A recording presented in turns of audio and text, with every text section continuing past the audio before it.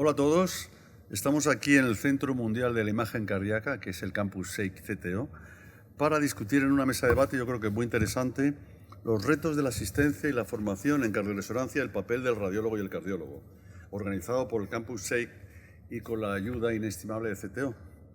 Como sabéis, los 4 pilares en los que asienta un poco la imagen, el diagnóstico de una imagen cardíaca es la ecocardiografía, sin duda la técnica más democrática, por extendida, más barata, más demandada.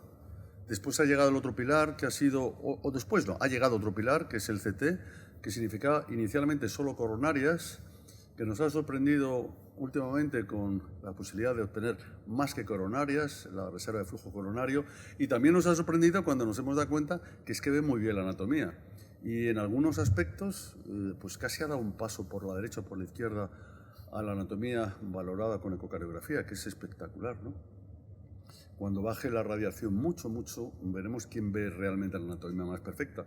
Después tenemos la medicina nuclear. Yo no soy muy partícipe de la medicina nuclear. Es sorprendente la diferencia que hay entre países. En España se utiliza, en Europa se utiliza muy poco. En Estados Unidos se hacen 2,5 millones de pruebas de medicina nuclear para detección de isquemia al año.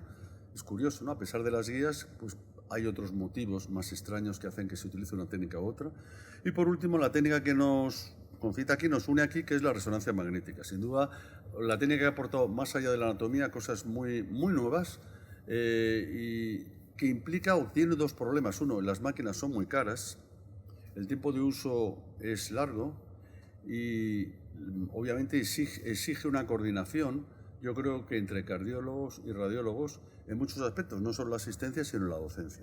Estamos aquí para discutir, yo creo que son 4 señores con unos mimbres espectaculares que van a hacer que esto sea fácil.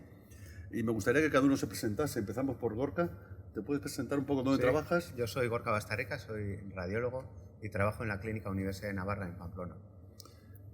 ¿Cardiólogo? Yo soy José Rodríguez Palomares, que trabajo en el hospital, soy cardiólogo y trabajo en el Hospital Vallebrón de Barcelona. Yo soy Eliseo Bañó, soy radiólogo y trabajo en el Hospital Clínico San Carlos en Madrid. Y yo soy José Juan Gómez, que soy cardiólogo y también trabajo en el Hospital Clínico. Lo importante es que somos cardiólogos y radiólogos en un destino común, ¿no? Estamos entremezclados, no estamos separados en un lado derecho e izquierdo, sino yo creo que trabajando por un destino que al final, en el fondo, aunque quede un poco curso, es el enfermo, ¿no? Dividimos esta mesa muy tranquila, que va a durar lo que queramos, no mucho, porque esto es la transmisión siempre online, si no aburre mucho, en 2 grandes bloques. Uno, ¿qué es la asistencia? ¿Qué retos tiene la asistencia? ¿Y qué retos tiene la docencia? Visto, y eso es lo importante, desde el punto de vista del cardiólogo y del radiólogo. La primera pregunta, que es a Gorka. ¿Creéis que está suficientemente extendida en nuestro país el uso de la cardiorremen en el enfermo con patología cardíaca? Es decir, una cosa es el supergran hospital y otra es la cardiología en general. ¿Tú crees que está extendido suficientemente? Yo creo que está extendido. Lo solemos ver en los distintos congresos. Cada vez hay más gente interesada en hacer cardioresonancia. Sí está extendido. Los hospitales tienen resonancia y prácticamente yo diría que en la mayoría de las resonancias se puede hacer cardioresonancia. Sin embargo, lo que sí que creo es que todavía nos falta formación y falta formación tanto desde el punto de vista técnico como desde el punto de vista de las propias indicaciones, que todavía no están bien conocidas por muchos cardiólogos que solicitan las exploraciones y radiólogos a la hora de interpretar los estudios. ¿El cardiólogo tiene esa misma visión?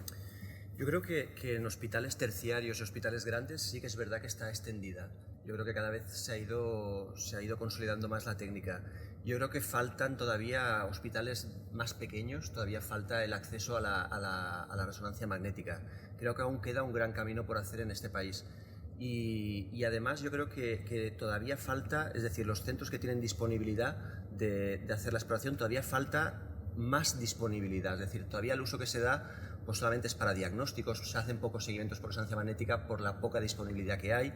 Es decir, yo creo que falta aumentar el espacio, el número de exploraciones que se hacen en cardiología en los centros que tienen disponibilidad y aumentar, yo creo que los centros más pequeños, que es verdad que se ha expandido mucho, pero todavía queda un gran camino por recorrer. Antes de hacer la misma pregunta, yo creo que son muy optimistas.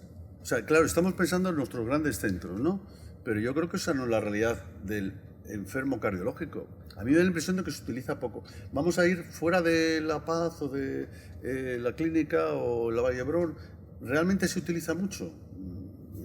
Vuelvo a insistir en la misma pregunta. Yo estoy completamente de acuerdo contigo. Nosotros estamos sesgados por la impresión que tenemos de trabajar en hospitales grandes, pero totalmente de acuerdo que en sitios un poco ya más alejados la resonancia magnética se utiliza bastante poquito y todo el mundo utiliza lo que tiene, que es el ecocardiograma.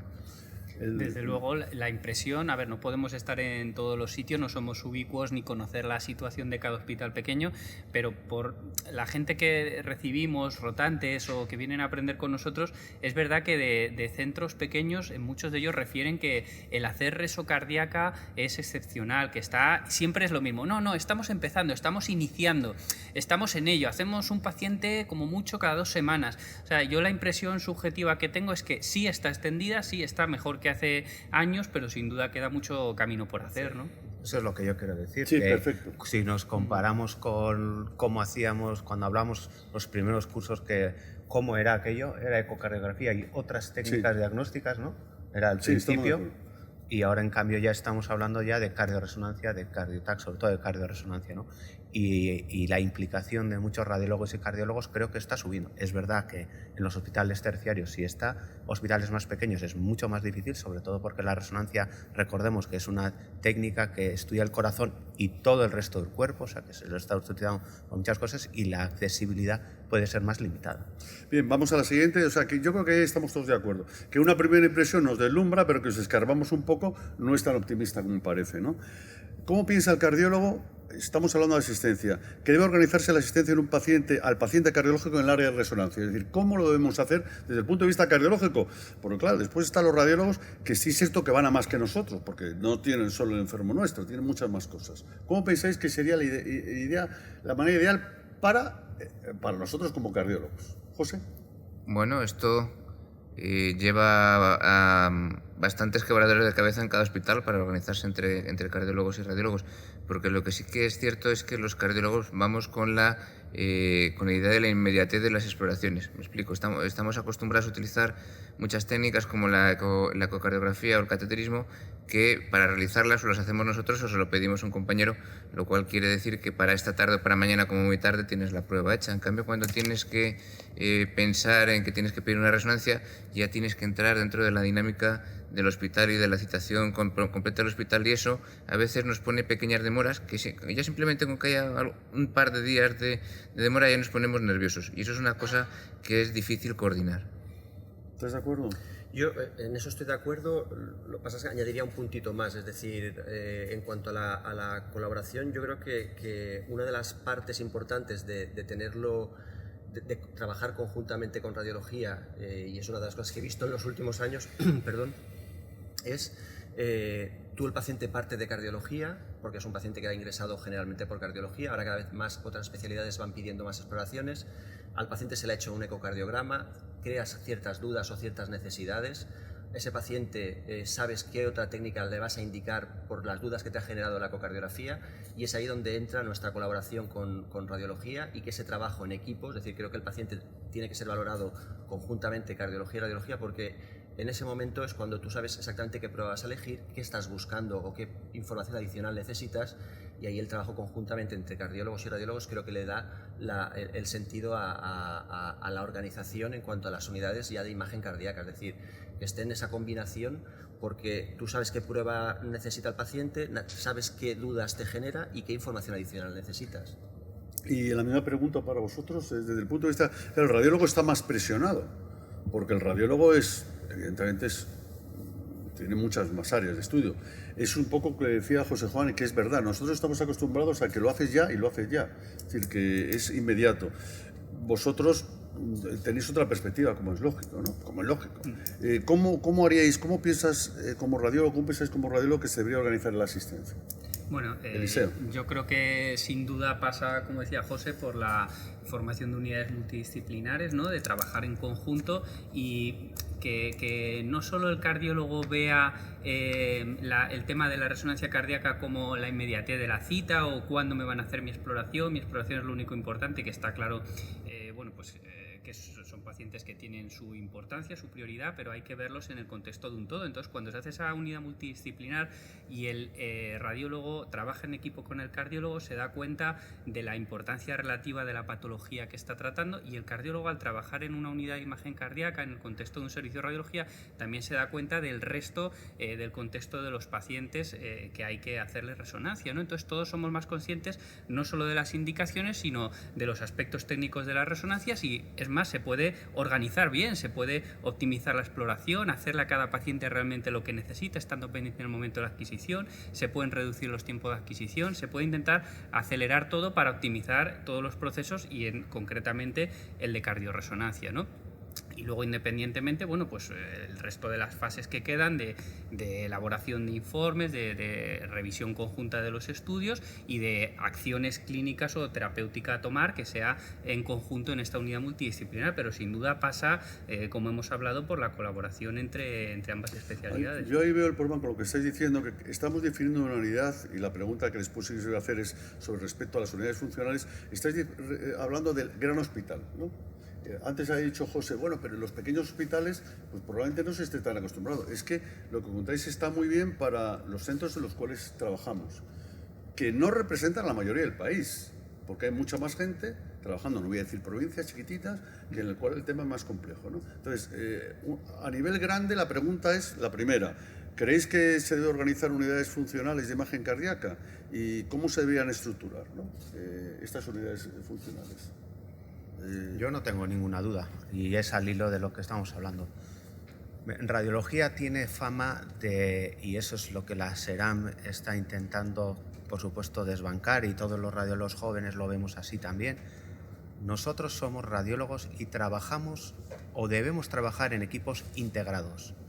El radiólogo sentado en su oficina sin que nadie le moleste con una lista de trabajo, eso es algo que tenemos que desterrar. En unidades de imagen cardíaca en las que trabajamos nosotros, eso es una realidad obvia.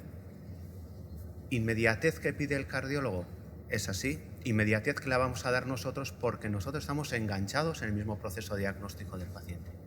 El cardiólogo nos va a solicitar una exploración, nosotros sabemos si esa exploración es la adecuada o no. El cardiólogo podemos discutir, y ahí el que sale beneficiando siempre es el paciente. Por tanto, creo que no hay duda de que una unidad multidisciplinar, en este caso estamos hablando de unidad de imagen cardíaca, tiene que crearse. En todos los hospitales, da igual lo grande que sea, lo menos, tendrán más miembros, menos miembros, pero si el radiólogo no se integra en los distintos grupos de trabajo, lamentablemente creo que pierde una gran oportunidad de hacer mejor su trabajo. Sí, Yo apuntaría una cosa respecto a la inmediatez, y en cuanto a otros hospitales, ya no solamente terciarios como tal. Lo que evidentemente está claro es que la primera respuesta que al compañero cardiólogo clínico se le da va a venir de la ecocardiografía. Eso está claro, y eso, ahí tenemos inmediatez y ahí tenemos facilidad y un acceso muy rápido. Siempre la información de la resonancia magnética siempre es complementaria a la información ecocardiográfica, es decir, que hemos de empezar por el ecocardiograma, yo no tengo ninguna duda. Un paciente ha de tener su electrocardiograma y su ecocardiograma. No podemos empezar por el tejado a construir los cimientos de la patología del paciente. Con lo cual, yo creo que empezamos por ecocardiografía, damos una respuesta rápida e inminente a la demanda que se necesita en ese paciente, y luego complementamos la información con la cardiorresonancia en este caso. Y además, si nosotros tenemos una colaboración conjunta, sabes priorizar tu lista de espera, por decirlo de alguna manera. Es decir, si tú tienes un paciente que se le ha de poner un desfibrilador porque tiene taquicardias ventriculares y quieres verle la cicatriz donde está colocada, o quieres hacer un estudio previo a la implantación del desfibrilador, pues evidentemente, y tienes otro paciente para estudio de una miocardiopatía hipertrófica, pues tú puedes, con tu compañero radiólogo, priorizar qué paciente vas a colocar en primer lugar y qué paciente puede esperar la resonancia magnética a la semana siguiente. Con lo cual, yo creo que la ecocardiografía vendrá primero, dará la primera información, y luego gestionamos conjuntamente, tanto en hospitales grandes o pequeños que tienen menos disponibilidad, qué prioridad le van a dar a esos pacientes, cuáles van a priorizar primero y cuáles pueden esperar a una segunda intención. Yo te diría más, Miguel Ángel, nosotros estamos varias personas que nos conocemos en el mundillo, todos sabemos cuáles son los hospitales que hacen buena resonancia magnética cardíaca, todos sin excepción son sitios donde cardiólogos y radiólogos han puesto de acuerdo para trabajar en conjunto, y todos conocemos un montón de iniciativas que han sido llevadas o bien solo por cardiólogos o bien solo por cardiólogos y que no han funcionado. Sí, eso es muy importante lo que estoy diciendo, pero además es un mensaje de los cardiólogos que estamos integrados en los dos aspectos. Es un mensaje que lo deben llevar bien las sociedades científicas. Si no hay una integración de los dos, no va a funcionar. Y además, si coge la lista de dónde se hace bien la resonancia en este país, todos, no hay ni un caso que se haga bien la resonancia si no hay una integración. Al 100%, yo creo que estamos de acuerdo. Y viceversa, si cogemos los casos, yo tengo anécdotas de informes de radiólogos o informes de cardiólogos que es que te quedas alucinado, porque es que se ven que o sea, el coche lo tienen que dirigir dos, uno que es el que, pues lo de Fernando Alonso, ¿no? Uno conduce, pero Fernando Alonso sin grandes señores que lo hagan, pues no. Y ahí la pregunta, ¿qué tiene que hacer un cardiólogo? Voy a hacerlos a los dos. ¿Qué tiene que hacer un cardiólogo? ¿Cómo veis que tiene, y esta pregunta para los radiólogos, ¿qué debe hacer un cardiólogo en ese área? Es decir, primero está la decisión de quién hace a este señor le vamos a hacer la cardio por lo que sea. ¿Quién la va a hacer? ¿Cómo va? Pues, las secuencias, después el diagnóstico. Es decir, ¿cuál es el papel, primero, del cardiólogo en ese engranaje? Esa es una pregunta para los radiólogos y después viceversa.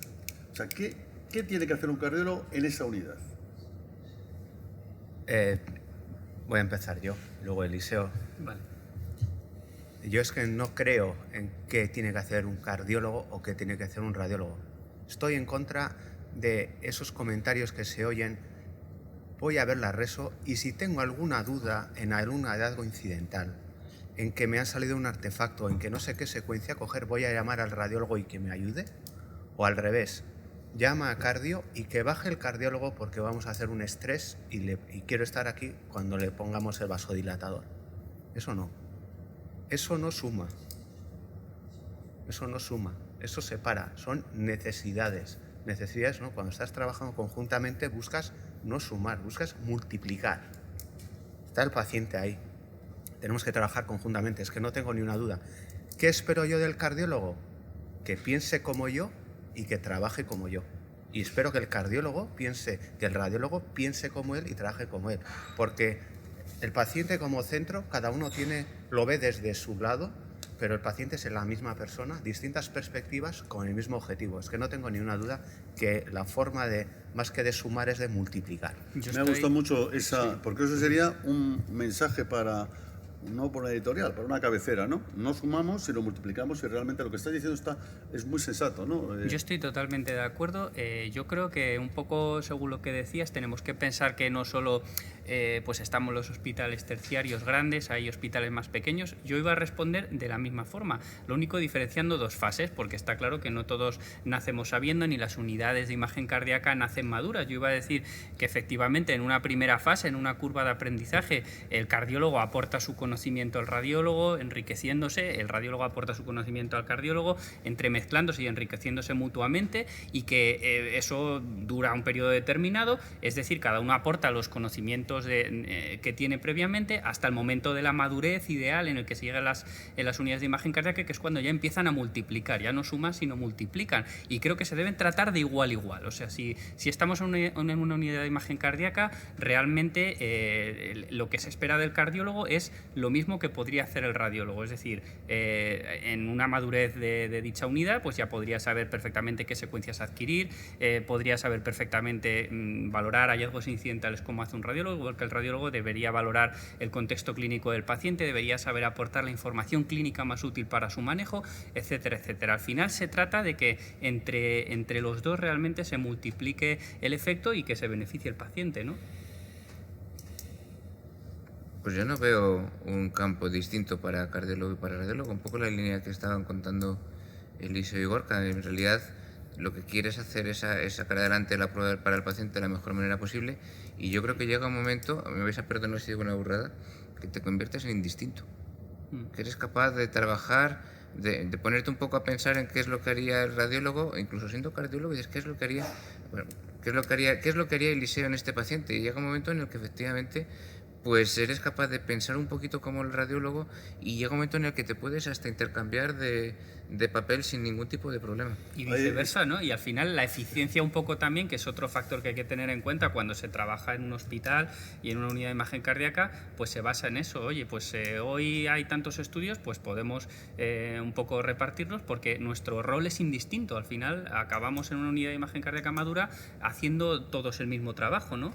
Sí, esa es la situación ideal, es compleja, ¿eh? Compleja la situación y probablemente no sé si es transportable a todos los... Bueno, eso, eso es el ideal, ¿no? Claro, ese es el ideal cuando tú tienes un grupo de trabajo que lleva bastante tiempo y ya te montas como tu pequeña familia, te llegas, te me conoces. hace gracia porque hablando de esto, hace unos pocos años, 3 años, hicimos un libro que ahora está saliendo en nuestra web, en la web de SEI, poco a poco, por pregunta, las 100 preguntas que el cardiólogo nunca se te va a preguntar, por ejemplo, ¿qué es el espacio acá? ¿Qué es el T1? O las 100 preguntas que el radiólogo nunca se te va a preguntar, oye, ¿qué es un bloqueo de rama derecha? Es decir, que es un intercambio de información. Yo aconsejo que lo veas en la web de SEI, porque a veces, de esa comunicación, de cosas sencillas, pues se aprende, nos acercamos a lo que estáis diciendo, ¿no? Yo veo que es difícil. Si me dejas, sí, claro, una hombre, cosita. No, claro, no te dejo. Yo creo que los hospitales grandes pueden servir como referencia en muchas cosas, pero sobre todo porque son estructuras muy complejas de mover. Es decir, que el servicio de radiología de un hospital grande, que tiene su estructura y tiene su peso y tiene su fortaleza, y el servicio de cardiología, que también tiene la misma, es decir, que lleguen a una unión, yo creo que si lo consigue un hospital grande con estructuras muy sólidas, lo puede conseguir un hospital más pequeño, donde a lo mejor mover las piezas del engranaje no es tan complicado. Yo apunto todo lo que se ha comentado anteriormente, es decir, el hecho de que los radiólogos en mi hospital se hayan incorporado a la parte de cardiología desde hace tiempo, hace que ellos conocen la patología cardiovascular tanto y perfectamente como la conocemos nosotros. Es decir, entienden perfectamente las diferentes patologías y saben de cardiología tanto como sabemos nosotros. Incluso diré, Norma, que incluso no saben auscultar como nosotros. Claro, es decir, saben todo como nosotros, es decir, no hay diferencias. Y en nuestro hospital, ahora, es decir, yo tengo un día la agenda de la resonancia magnética y me dedico a informar las resonancias magnéticas y ellos tienen otro turno, es decir, y las dudas nos las preguntamos, es decir, trabajamos como en ecocardiografía, que uno informa una eco, el que la ha hecho la informa, y no hay ningún problema entre mis compañeros de ecocardiografía. Pues es que mis compañeros de imagen cardíaca, resonancia y TAC no tenemos ninguna diferencia. Y eso, si lo hemos conseguido en un hospital grande donde cuesta mover las piezas, creo que se puede extrapolar perfectamente al resto de hospitales. Y luego, perdona, Miguel Ángel, hay un detalle que no tenemos que olvidar, y es que gran parte de la receta está en la actitud de las personas. Sobre todo en los sitios grandes hay mucha estructura, sobre todo en sitios más pequeños. Al final todo se reduce a que tanto las personas que estén en radiología como en cardiología tengan la actitud o la apertura de miras como para querer colaborar. Y ahí vamos a ir, seguro que esto lo querrás tratar más adelante cuando hablemos de la formación, que es el punto importante. ¿Ibas a comentar algo? No sé. Bien, yo creo que la frase que resumiría este primer bloque es que no sumamos sino multiplicamos, que me ha encantado lo que ha dicho Gorka. Para cerrar este primer bloque, claro, tenemos un problema, que estos equipos son carísimos y que el Estado no está por la inversión. Me gustaría que vieseis estos datos. Estos datos son de la Guía para la Renovación y Actualización de Tecnología en Radiología. Obviamente están hechos por los radiólogos, que son los que tienen más información y que los deben hacer mirar. Esa es la evolución de las inversiones en el país, según los datos del FENIN desde el 2006. Es espectacular porque es una caída casi en más de la mitad en el 2012 sobre lo que se invertía en el 2006. Y en el 2015 las últimas datos son del 2015, hay una pequeña recuperación, pero estamos muy alejados. Claro, el problema es que los equipos se gastan. En este país no hay para nada, nadie programa el equipo de ecocardio cuando hay que cambiarlo. En estos hay modelos espectaculares, probablemente el modelo espectacular, el mundo más correcto es el de, y esto lo han definido los radiólogos, es el del Servicio de Salud de Canadá, que define exactamente, no solo un equipo cuántos años tiene, no es lo mismo, y esto es mucho más dramático en los radiólogos que los cardiólogos, no es lo mismo un equipo que trabaja 2 turnos, 3 turnos o un solo turno. O sea, eso de cuánto dura un equipo, pues mire, usted tendrá que decirme cuántos ecos hace, o cuántas resos hace, y también si lo utiliza mañana, tarde y noche, ¿no? Eso hace que se calcule que más o menos la vida útil de un equipo va a depender, está entre 8 o 10 años. Entonces aquí vienen las sorpresas. Sabéis que hay unas guías de buena práctica de renovación de equipos que dicen que un equipo tiene que tener en un país, o en un sistema de salud, o en un sistema lo que queráis, ese equipo tiene que tener al menos más de 10 años el 10% del parque, ¿no? Esto lo conocen estas cifras, supongo que los radiólogos. Nosotros no estamos acostumbrados a gestionar esto, los radiólogos como los cardiólogos, perdón, los cardiólogos como los radiólogos. Los radiólogos tienen muy bien esto, probablemente porque sois una sociedad muy fuerte, porque el FENIN está más volcado sobre el tema radiológico, y da estos 3 datos, ¿no? Son del COCIR. En un parque tiene que tener el 60% menos de 5 años, el 30% entre 5 y 10 años, y más del 10 años el 10%. Estas son las normas guay. Perdona por lo de guay, que es lo que me dicen mis hijos, es cómo debe distribuirse un parque para que sea adecuado. Esto es lo que pasa con la RM en España, que es asustante. Recordar que en ese esquema, la RMN, lo verde es lo reciente, lo amarillo es lo intermedio y lo despreciable, entre comillas, es lo rojo. Veis que en España, realmente en el 2014 hemos perdido menos verde. El 2009 teníamos el 52% por equipos de pocos años, el 2012 pasa al 32% y el 2014 24%, es decir, tenemos una obsolescencia de los equipos bestial, y eso es, obviamente, nosotros nos vemos también afectados porque indirectamente nosotros tenemos un uso de tiempo compartido con los radiólogos de equipos que están en esas características. Por eso yo me río. No ponemos el TAC cuando hace un momento hablábamos con Eliseo sobre la baja radiación, pero bueno, ¿cuántos equipos hay realmente de baja radiación, ¿no? Y esto, si lo comparamos con Europa, es esto. Esto da miedo, ¿eh? Esto es la distribución. Los verdes son lo bueno. Mirad dónde está Francia, país civilizado, como sabéis. Y dónde están países, pues bueno, como Eslovenia. Yo no me voy a meter con Eslovenia, con Chipre. ¿Veis que estamos al lado de Eslovenia, al lado de Eslovenia y Chipre? ¿Veis? En la cola de toda la estructura. Y después dicen que el sistema nuestro de salud es excelente. Claro, porque estamos los médicos. Si nos quitan los médicos sería el peor sistema del mundo. Eso es así, y tenemos que darnos cuenta, ¿no? Bueno, esto, que son las guías para renovación y actualización de la SERAN, hay que felicitar a la SERAN por haber hecho esto junto al FENIN. Han hecho algo de ultrasonidos. Se debía hacer algo de ultrasonidos, obviamente, metiendo todo. Nosotros, por ejemplo, no tenemos ni idea del parque de ecocardio, no tenemos ni idea. Es que no tenemos ni idea, ¿no? En esto, bueno, probablemente porque al FENIN tampoco le interesaría, somos un bocado pequeño, no sé, o no nos hemos molestado, pero yo creo que esto se debería intentar hacer por parte de las sociedades científicas de cardiología. Bueno, únicamente decir, oye, que estamos muy mal de parking, que se explican muchas cosas que después suceden en el mundo radiológico cuando los pobres radiólogos, lo digo entre comillas, tienen que luchar con que sus equipos son muy viejos y parece ser que no son importantes que se cambien. No sé si hay algún comentario antes de pasar al... ¿Estáis de acuerdo, no? Yo creo que es... Bien, vamos a la docencia. El primer bloque ya está, que era importante la asistencia. Vamos a empezar con la docencia MIR. Y le pregunto al doctor Bastarrica y a Eliseo Baño las debilidades, al doctor Bastarrica las fortalezas.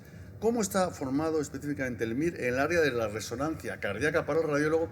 ¿Cuáles son las fortalezas? Yo te voy a preguntar después cuáles son las debilidades. O sea, ¿cuál es lo fuerte para el radiólogo formándose en CRMN MIR? Si es que hay alguna fortaleza, que no lo sé. Bueno, la fortaleza del radiólogo es que se forma en resonancia magnética. Eso le da fortaleza en cuanto a que domina esa técnica para todo el organismo, sabe qué se utiliza en cada parte del cuerpo y luego puede aplicar lo que ha aprendido al corazón. Como fortaleza, por tanto, me parece que la formación integral de radiólogo dentro de resonancia como técnica es una fortaleza excepcional. Estamos de acuerdo, ¿no? Esa sería la fortaleza. ¿Y la debilidad? Pues la debilidad, principalmente, yo creo que es la actitud.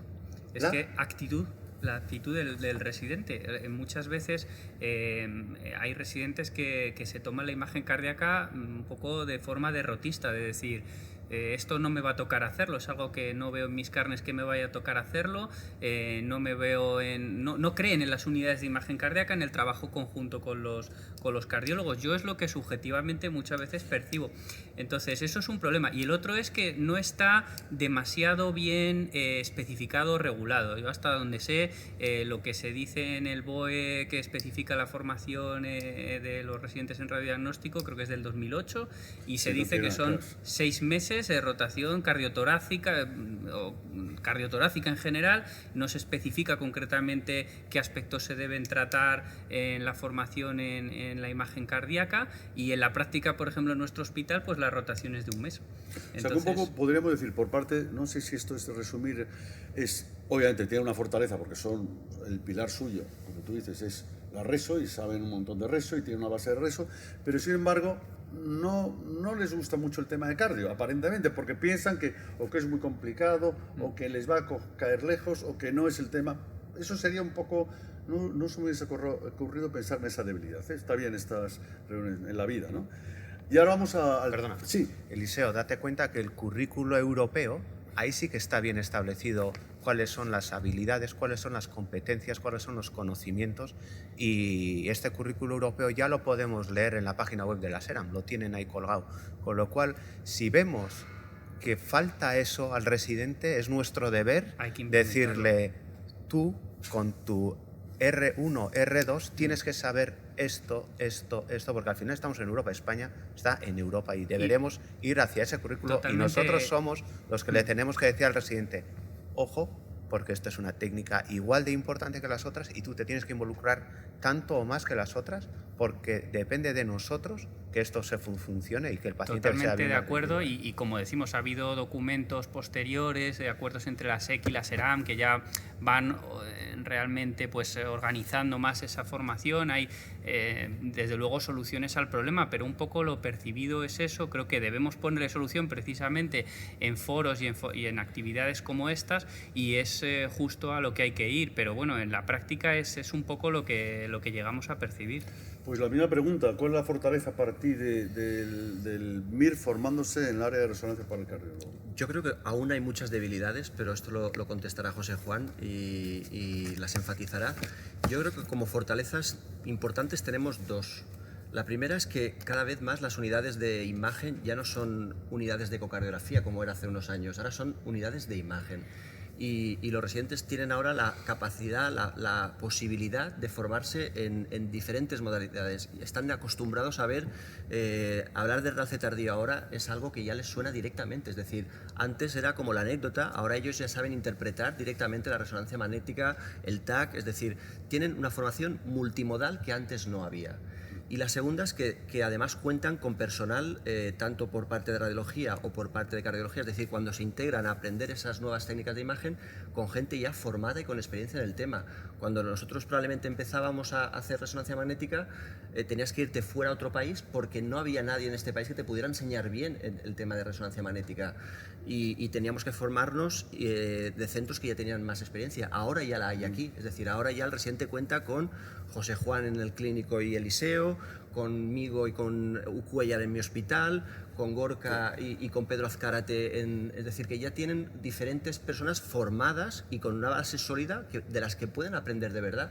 Y esto antes no estaba, es decir, yo creo que son las principales fortalezas que tenemos ahora. Y José, ¿cuál es la debilidad, José Juan? ¿Cuál es la debilidad de la formación del cardiólogo en cardiorreso del sistema MIR? Pues hay varias dificultades. Para irnos a algo que tenga que ver con regulación o normativa, yo creo que también nos tenemos que ir al currículum europeo, porque no soy consciente de que... Yo creo que esto es por el conocimiento. Yo creo que en la definición de conocimientos español no sé si aparece como tal, pero en el currículum europeo sí que aparece. Entonces aparece especificado que todo residente de cardiología tendría que tener lo que se llama formación en nivel 1, es decir, ver un número de estudios suficiente como para ser capaz de interpretar los resultados, y eso exige ver al menos 50 estudios. 50 estudios de resonancia magnética es un número, eso os parecerá a vosotros si es mucho o es poco, bueno, es lo que se establece. Pues ese número de estudios es difícil que los residentes de cardiología lo puedan ver. En hospitales grandes como los nuestros es fácil, pero hay muchos sitios donde no tienen esta disponibilidad. Entonces yo creo que la formación en cardiología, en resonancia magnética para un cardiólogo, es difícil porque hay muchos sitios que no tienen disponibilidad, y esto lo estamos viendo nosotros en los hospitales grandes, que recibimos todos los rotantes que podemos recibir, pero yo creo que todavía nos quedamos bastante cortos, y que hay muchos centros donde directamente ni se plantean la posibilidad de mandar a sus residentes fuera a hacer ese mes o mes y medio, 2 meses que se necesita para ver los estudios de sí, porque pasa cardio. un poco lo de antes, da la impresión, no en los grandes hospitales, pues que también la resonancia, como os pasaba a vosotros, es que, bueno, que tampoco el residente piensa que le va a tocar. Todos quieren los grandes hospitales, pero hay muchos hospitales intermedios que yo creo que pasa a un segundo plano porque ves difícil, después se van a los grandes centros, ¿no? Yo creo que le pasa lo mismo que os pasaba a vosotros, ¿no? Imagínate, bueno, no sé sí. si vas a decirlo, lo del nivel 2 para el residente de radiodiagnóstico, o sea que son, si no recuerdo mal, 150 estudios, que también es una cifra que en determinados hospitales, si ya es difícil ver 50, ver 150 y con uso de contraste paramagnético, pues puede ser muy difícil, ¿no? Yo quería aquí subrayar una iniciativa de la Sociedad Española de Radiología que no es muy conocida, las cosas como son, pero que está en la Escuela de Radiología, que son becas de la sociedad para la formación de residentes en cosas muy concretas durante un mes o 2 meses. Son unas becas que se piden poco, por lo que conozco, y hay pocos centros acreditados y desde luego esto es una posibilidad enorme para cualquiera que quiera formar a gente en imagen cardíaca dentro de rayos para atraer a gente con ese tipo de becas. Y es ya os digo que es algo que no está muy extendido, pero existe. Eso es la Escuela de Radiología. Por último, ya para cerrar el tema, yo creo que está claro, porque lo habéis contestado, cuáles deben ser los datos para que el cardiólogo se forme bien o para que el radiólogo se forme bien. Luego tenemos el tema de la formación online. Nosotros, dentro de la Sociedad Española de Imagen Cardíaca, que es una sociedad pequeña, pero tenemos una característica, y es que tenemos muchísimas ganas de hacer, un grupo muy, muy efervescente, y yo creo que nos estamos posicionando pues, muy bien, en muchos aspectos, espectacularmente bien. Por ejemplo, nuestra página web en este momento de formación es la número página 1 web del mundo, en español o en inglés. Es decir, con la lucha de mucha gente, pues estamos haciendo las cosas muy bien. Y hemos empezado como muchos sabréis, unos cursos de formación. Hemos empezado con urgencias, pues pasa un poco lo mismo. El anestesista, el intensivista, el urgenciólogo no sabe dónde formarse. Y bueno, ha tenido un éxito espectacular. Otro problema era para el cardiólogo formarse bien en 3D. Trastorácico, trasesofágico. O sea, estamos cogiendo zonas que creemos que están huérfanas, huérfanas, entre comillas, o en grado en pequeño, como queráis. Entonces estamos iniciando, en mayo empezamos con primero de mayo, con un programa de formación que es un máster muy bestia, yo digo bestia en el concepto, y sobre todo, lo importante es que es un máster hecho por cardiólogos y por radiólogos, para radiólogos y cardiólogos. Yo creo que es el primer máster fusión, ¿no? Ahora que está muy de moda de la fusión. Entonces, bueno, es un máster que tiene 40 lecciones, que los directores son Gorka, hay codirectores y directores, aquí están 2 codirectores y 2 directores, y me gustaría que dices qué características tiene este máster y por qué es un máster que creemos que va a ser diferente. Bueno, yo creo que es un máster, en primer lugar, porque no está polarizado por ninguna especialidad concretamente, es decir, es un máster que está totalmente a la par, hecho por radiólogos y por cardiólogos, con lo cual llega a toda la persona que está interesada en imagen cardíaca, con todo el vocabulario, con toda la formación, los puntos de vista de las diferentes especialidades. Está estructurado de manera que todos los temas se tocan, hay desde temas básicos, desde temas avanzados y de actualización en las últimas novedades, y además que también está abierto a Latinoamérica y que también cuenta con expertos en Latinoamérica para una colaboración entre España y Latinoamérica. Es decir, yo creo que estas son las 3... Y del punto de vista...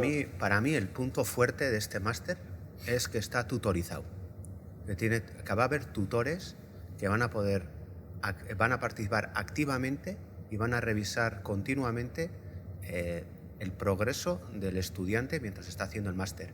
Y eso creo que lo diferencia mucho de otros tipos de iniciativas que pueden haber surgido similares a esta. Sí, yo creo que yo en este caso como director del Campus SEIC creo que estamos orgullosos. En esto hay que contar con el auxilio de José Juan, que es el coordinador de contenidos, que esto es un máster real. O sea, es decir, cuando hay una de las cosas, uno ha hecho muchos másteres en la vida o ha participado en muchos másteres y es difícil la integración con el alumno. Eso al final no existe nunca, ¿no? Uno es colgar unos PDFs que los hagas. Esto es todo la antítesis de lo contrario, ¿no? Yo creo que hay un foro donde... José Juan, cuéntanos un poco. Tú que eres el responsable de contenidos. ¿Por qué podemos estar orgullosos? Bueno, tenemos la base clásica, que son los temas, pero dados una vuelta porque son temas que tienen bastante más imagen que letra, que eso es una cosa que nos gusta a los que queremos aprender de imagen cardíaca. Y luego tenemos pues la parte que se conoce de los másteres normales, pues como por ejemplo los exámenes, los tests, eso lo conocemos todos. Ahora hay cosas distintas, y es que todas las semanas están los tutores proponiendo temas o actividades para repasar, para complementar. Y luego tenemos una cosa que funciona espectacular, que son los foros de imagen. A la gente que nos dedicamos a la imagen cardíaca, al final nos convertimos en auténticos fans. No hay cosa que nos guste más que nos pongan un caso que pueda ser un reto para discutir. Y estos foros los utilizamos para poner casos, para discutir y para compartir. Y el funcionamiento que tiene es absolutamente espectacular. Sí, yo creo que tener la suerte de tener una plataforma para que un máster sea como este hace falta varias cosas, varios locos. Unos locos radiólogos, radiocardiólogos que estén dispuestos a meterse en este tinglado. Dos, que es algo más que algo que funcione, sino que realmente sepamos que estamos haciendo algo que influencia a la gente, que la gente disfruta. Y luego tener una plataforma bestial. Yo creo que CTO es la plataforma de formación, y lo digo no porque estemos en CTO, sino la plataforma de formación mejor desarrollada en el país, y no en el país, sino en el ámbito yo diría que en el ámbito de la enseñanza en general, no en cualquier idioma, pero pongamos en castellano. Entonces es una plataforma que nos permite gestionar muy bien las cosas. El alumno está siempre perseguido, ¿no? Vamos mejorando. Este es nuestro tercer gran máster, digamos, y yo creo que todavía vamos a ser mucho más pesados con la ayuda de todos, ¿no? Yo creo que es un buen proyecto, esperemos que salga muy bien, y para la Sociedad Española de Imagen Cardíaca, sociedad pequeña, pues estamos encantados porque somos pequeños pero llenos de energía. No sé si algún comentario más al tema. Bueno, chicos, pues hemos estado, digo chicos porque pienso que siempre hay muchos jóvenes, 40 minutos que era lo que queríamos. Estamos desde el Centro Mundial de la Imagen Cardíaca, aquí en Madrid. Espero que hayáis disfrutado. Yo creo que somos todos conscientes como resultado final que esto es, eso lo voy a poner en un anagrama grande, que para sumar es mejor multiplicar, y que para multiplicar tenemos que sumar los esfuerzos entre ambos. Que yo creo que está claro que los celos no deben existir. Que no nos sintamos invadidos en las competencias. Nosotros me acuerdo que tenemos un pequeño máster para 5 personas en la Universidad Complutense hace mucho tiempo. Es algo diferente porque es un máster en directo. Y el primer día nos reunimos con la persona que se ha apuntado al máster, y si es radiólogo le decimos, tienes que hacer 5 cursos de ecocardiografía. Y dice, ¿cómo? Sí. Si tú quieres ser un buen señor de imagen, tienes que aprender ecocardiografía. Es decir, estoy aquí diciendo que no hay celos de nadie. Es que cada uno aprenda lo que realmente necesita para que se encuentre, se convierta en una pieza vital en medicina, como es un gran experto en imagen cardíaca. Nada más, muchas gracias.